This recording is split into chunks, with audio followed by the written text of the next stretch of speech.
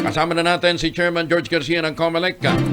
Last day ngayon ng registration para sa mga gustong lumahok Yan. sa barangay at SK elections. Chairman, hanggang anong oras ho magsasara ang mga registration center?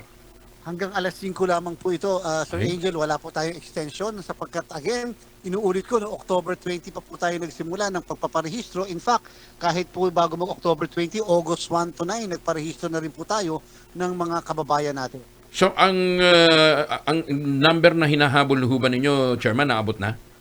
Ay, opo, sobra-sobra na po sapagkat nung una po tayo nagparehistro, nung August 1 to 9, for the first time sa kasaysayan natin, 8 araw lamang o 9 na araw lamang yung registration, inabot po tayo ng 4 na milyon na pumunta sa ating mga registration site. 2 milyon po doon ay mga bagong botante. At ito po ngayon sa Sangguniang Kabataan ay umaabot po sila ng 1.3 million. Ito naman Wow. pong ating mga regular na botante ay may dagdag na 1.350,000 million.